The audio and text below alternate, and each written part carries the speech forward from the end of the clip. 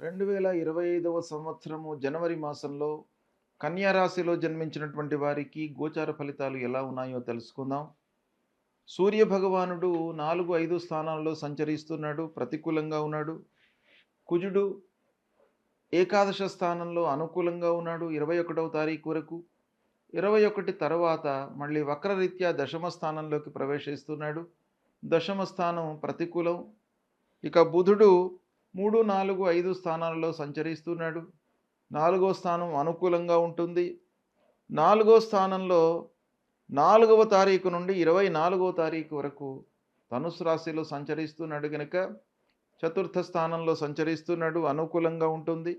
గురు భగవానుడు భాగ్యస్థానంలో సంచరిస్తున్నాడు, అనుకూలంగా ఉంటాడు. శుక్రుడు 28వ తారీఖు వరకు పంచమ స్థానంలో ప్రతికూలంగా ఉన్నాడు, తదనంతరం 6వ స్థానంలో అనుకూలంగా ఉంటాడు. శనైశ్చరుడు 6వ స్థానంలో అనుకూలంగా సంచరిస్తున్నాడు. రాహువు 7వ స్థానంలో, కేతు జన్మస్థానంలో ప్రతికూలంగా ఉన్నారు. ఈ విధంగా గ్రహస్థితి ఉంది. అయితే ఓవరాల్గా చూసినట్టయితే కన్యా రాశి వారికి గ్రహస్థితి ప్రధానమైనటువంటి గ్రహాలు గురు, శని అనుకూలంగా ఉన్నారు కాబట్టి అనుకూల ఫలితాలు ఎక్కువగా ఉన్నాయి. కుజుడు ముఖ్యంగా 21వ తారీఖు వరకు ఏకాదశ స్థానంలో ఉన్నాడు. కుజ భగవానుడి యొక్క అనుకూలత ఉంది కనుక ఓవరాల్గా మంచి ఫలితాలే ఎక్కువగా ఉన్నాయి ఈ మాసంలో. అయితే తలపెట్టినటువంటి పనులను సకాలంలో పూర్తి చేయడానికై మీరు ప్రయత్నాలు చేస్తారు, అందులో సఫలీకృతులవుతారు. అంటే పనులు మీకు అనుకున్నవి అనుకున్నట్టుగా సకాలంలో పూర్తి అవుతాయి. వాటికి మీ ఎఫర్ట్స్ కూడాను అవసరమే. అయితే ఎఫర్ట్స్ పెట్టినప్పటికీ కానటువంటి సందర్భాలు కూడాను ఉంటాయి. అయితే ఇక్కడ మీకు గురు భగవానుడి యొక్క అనుగ్రహం ఉంది కాబట్టి సకాలంలో మీరు పనులను పూర్తి చేయగలుగుతారు. మంచి మనస్సుతో శ్రద్ధతో పనులు చేస్తారు. ఇక ఆదాయం విషయం ఆలోచించినట్టయితే రాబడి నిలకడగానే ఉంటుంది, స్థిరంగా ఉంటుంది. ఉద్యోగం మీరు ఎక్స్పెక్ట్ చేసిన అంత మీకు డబ్బు వస్తుంది కాబట్టి ఆదాయం విషయంలో ఇబ్బంది ఏం కనబడట్లేదు. ఖర్చులు నియంత్రణ మట్టుకు అవసరము. స్నేహితుల మూలకంగా, దగ్గర వాళ్ళ మూలకంగా కొంత ఖర్చులు గోచరిస్తున్నాయి. అయినప్పటికీ శని భగవానుడి యొక్క అనుకూలత కూడాను ఉంది కాబట్టి మీకు అంత ఇబ్బంది లేదు. ఆర్థిక పరిస్థితి మట్టుకు స్థిరంగానే ఉంటుంది. ఉద్యోగస్తులకు ఆఫీసులో పని భారం పెరుగుతుంది, అయినప్పటికీ మీకు గుర్తింపు లభిస్తుంది.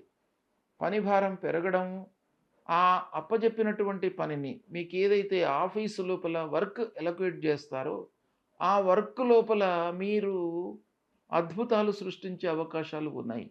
అంటే ఆ పనిని నిర్ణీత సమయంలో మీరు చేసి ఒక మంచి పేరును సంపాదించుకునేటువంటి అవకాశాలు బాగా కనబడుతున్నాయి. కాబట్టి ఆ ఒత్తిడి, పని భారాన్ని మీరు ఒక లెసన్గా తీసుకొని ముందుకు వెళ్తారు.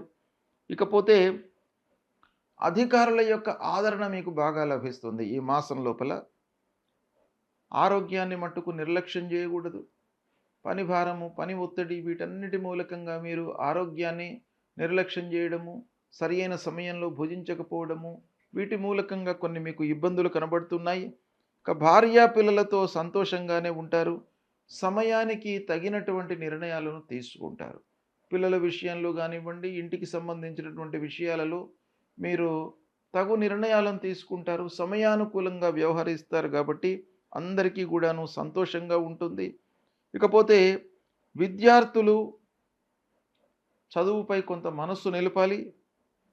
విద్యార్థులకు ఓవరాల్గా రాణించే అవకాశాలే ఉన్నాయి ఈ మాసంలో. అయితే కొంత శ్రద్ధ మట్టుకు అవసరము.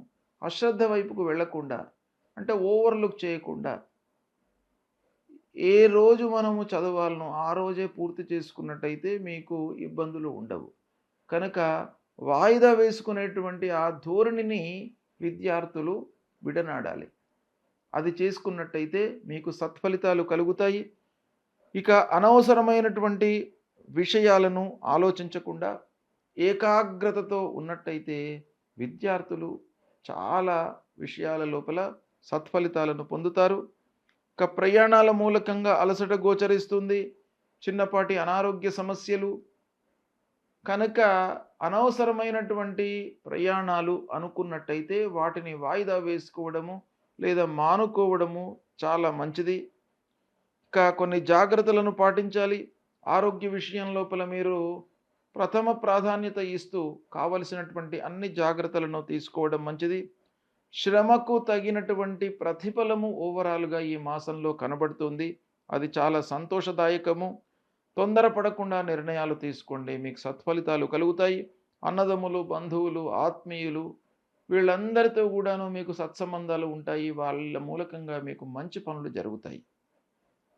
ఆస్తుల విషయంలో పూర్వం ఉన్నటువంటి తగాదాలు కొంతవరకు పరిష్కరించబడేటువంటి అవకాశాలు బాగా కనబడుతున్నాయి.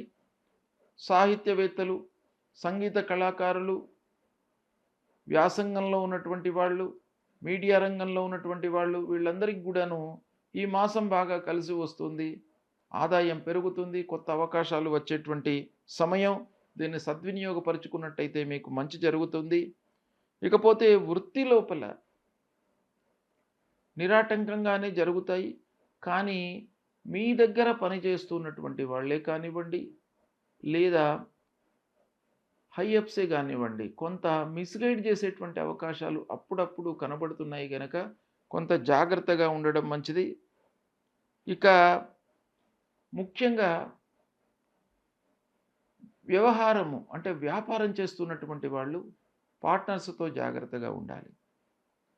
ఆ పార్ట్నర్‌షిప్ మూలకంగా కొన్ని ఇబ్బందులు తలెత్తేటువంటి అవకాశాలు ఉన్నాయి కాబట్టి పార్ట్నర్స్‌ను ఓవర్‌లుక్ చేయకుండా నిర్ణయాలు తీసుకునే ముందు వాళ్ళతో అన్ని రకాలుగా చర్చించి మీరు నిర్ణయాలు తీసుకున్నట్టయితే ఇబ్బందులు ఉండవు. ఆ గ్యాప్ అనేటువంటిది ఏర్పడదు. కనుక అది ఒక్కటి మీరు జాగ్రత్త పడినట్టయితే వ్యాపారం ఈ మాసంలో సుగమంగా కొనసాగుతుంది.